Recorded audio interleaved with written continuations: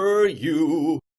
Emotional incontinence. You have urinary incontinence. No, I said emotional incontinence. Sorry, I hate f***ing crying. As Western civilization collapses, which it is, so does our ability to deal with minor day-to-day struggles, without breaking down and wallowing in a pitiful puddle of our own self-indulgent fragility. We're indoctrinated with emotional incontinence by television. America has been collectively turned into Kim Kardashian's cry face. I've just been like so unhappy. You don't think I feel bad? The masses overdose on reality TV, thinking that it's actually reality, and then mimic it in their own lives. The more insipid sentimentality displayed on TV, the more it manifests itself in the here and now. Vacuous people live their lives vicariously through celebrities and television, then base their own personalities on that. Reality TV doesn't reflect reality.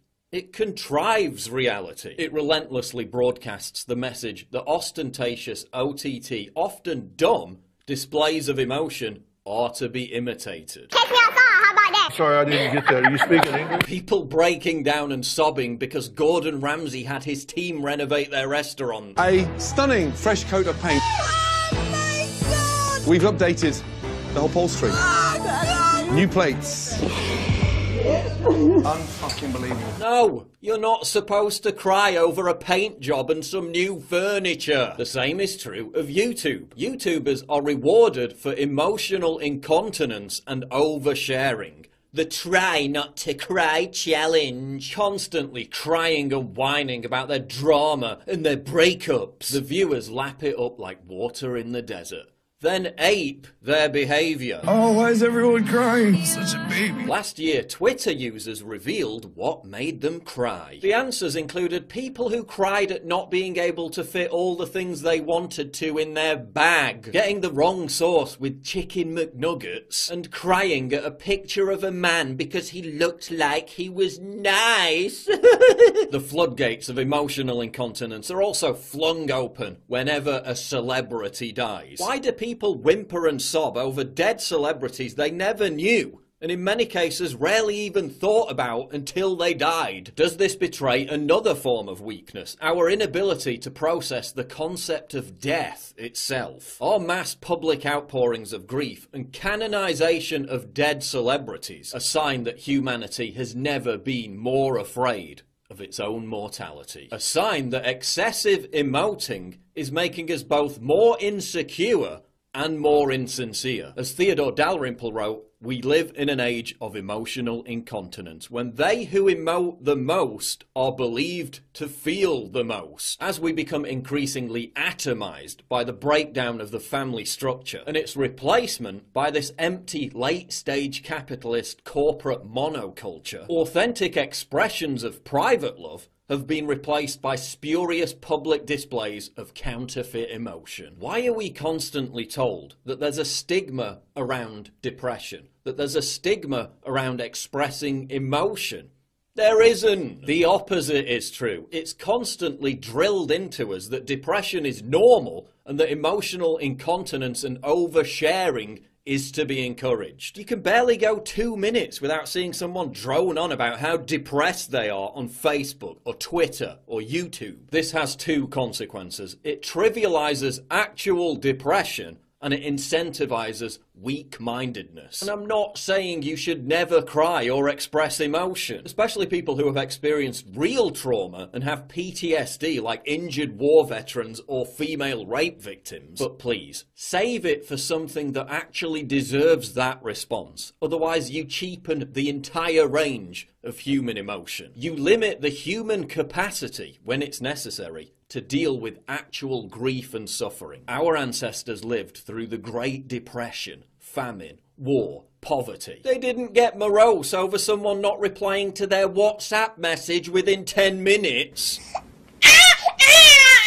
And that meant they were able to handle real trauma better because they had a sense of perspective. Dalrymple again, where once emotional restraint and self-control were admired, now it's emotional incontinence that the British aim for. It's as if they had undergone potty training in reverse. The English have been persuaded that emotions are like pus in an abscess. If they are not released by screaming and shouting, hugging and crying, wailing and raging, and the more publicly the better, they will turn inwards and cause emotional septicemia. The person who controls himself is not only a figure of fun, but a traitor to his own best interests. We've got it better than anyone in human history. Our emotional indulgences are catered for like never before, and yet depression continues to rise, especially amongst young people. The more we talk about depression, the more depressed people become. This constant expectation and encouragement of emotional incontinence is worsening our mental health. Emotional incontinence has also been driven by an explosion in narcissism. People regard it as a good thing to express themselves, irrespective of whether they've anything to express. Narcissism is facilitated by social media. Nice job, team. The more information we reveal about ourselves, the more dopamine hits we can expect to receive from likes, shares, and comments. Yet we can never seem to compete with that one friend whose Instagram feed just seems like they're having that bit more fun, which in turn makes us more depressed. Society's endorsement of emotional incontinence is training us to behave like we have a mental disorder. Seriously, it's a mental disorder. Pseudo-bulbar effect. A type of emotional disturbance characterized by uncontrollable episodes of crying and or laughing or other emotional displays. It's a neurological disorder. The lighter form is called mood lability, an emotional response that is irregular or out of proportion to the situation at hand. It's a facet of borderline personality disorder. Why is our culture normalizing borderline personality disorder? Why are we being convinced to embrace mental illness? Because it's easier to control and coerce a population that's permanently trapped in a heightened state of emotional frailty than one that has a strong cerebral constitution. Because the people who can't control their own disposition then become control freaks themselves. If people can't control their own emotions, then they have to start trying to control other people's behavior. Because in an age of vapid consumerism and an eroding sense of identity, appropriating afflictions provides a facsimile of meaning. Why call yourself maladjusted when you can be an autist? Why call yourself a fussy eater when you can be gluten intolerant? Why call yourself a pathetic, weak-minded crybaby when you can just be comfortable with externalizing your emotions? Men being browbeaten out of their toxic masculinity is also creating a generation of soylent drinking, emotionally incontinent, blubbering manlets. Soy boy. And again, I'm not talking about people who have experienced real suffering. I'm talking about people who cry about not being able to get their eyebrows to look the same. Now I know what you're thinking. Paul, you're just a heartless, miserable bastard. Yeah, and I simply am not there. Actually, no. I'm a stoic. I'm not making all this stuff up off the top of my head. I'm not regurgitating some stereotypical stiff upper lip basic bitchery. This is called Stoicism, a branch of philosophy that stretches back to the 3rd century BC. Stoicism is the antidote to emotional incontinence. Stoicism is a realistic alternative to nihilism, and I'll devote an entire video to it in the near future. Look, if we've reached the point where people are bringing emotional support pigs onto airplanes because they're so wretchedly uncomfortable with their own emotions they can't get through a 3-hour flight, maybe time to ask if our society is overly emotional.